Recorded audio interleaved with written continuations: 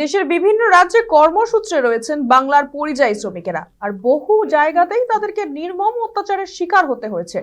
বাংলা ভাষা এবং পরিযায়ী শ্রমিকদের ওপর হামলার প্রেক্ষিতে প্রধানমন্ত্রী নরেন্দ্র মোদীর কাছে চিঠি দেন কংগ্রেস নেতা অধীর রঞ্জন চৌধুরী। পাশাপাশি প্রধানমন্ত্রী মোদীর সঙ্গে সাক্ষাৎও করেন তিনি। তারপর সাংবাদিকদের মুখোমুখি হয়ে সমস্ত বিষয়টি ব্যাখ্যা করেন অধীর। প্রধানমন্ত্রীর সঙ্গে বৈঠকে ওড়িশায় বাঙালি পরিযায়ী শ্রমিক জুয়েল শেখকে পিটিয়ে খুন করার অভিযোগের কথাও তুলে ধরেছেন অধীর।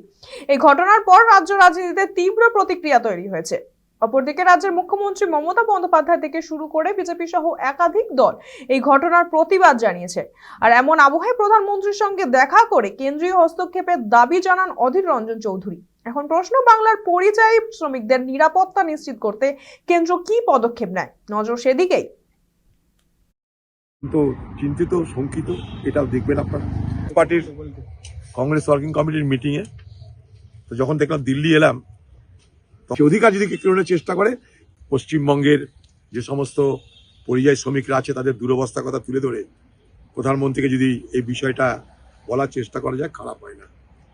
আমি সেই জন্যই প্রধানমন্ত্রীর কাছে একটা অ্যাপয়েন্টমেন্ট চেয়েছিলাম।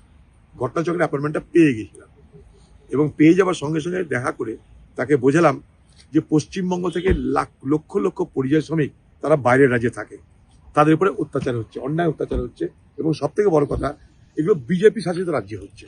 এটা আপনাদের দেখা দরকার। এরকম লক্ষ লক্ষ পরিযায়ী শ্রমিক আছে বাংলায়। এটা গেল এক। 2 নম্বর হচ্ছে, আমি এটাও বলেছি যে মতুয়া সম্প্রদায়ের মানুষের ভোটাধিকারের কথা, এবং আমি এটাও আপনাদেরকে বলছি যে উড়িষ্যায় যে ঘটনা ঘটেছে, আমার জেলার একটা ছেলেকে জুয়েল তাকে পিটিয়ে মেরে দেওয়া হয়েছে উড়িষ্যাতে। প্রধানমন্ত্রীর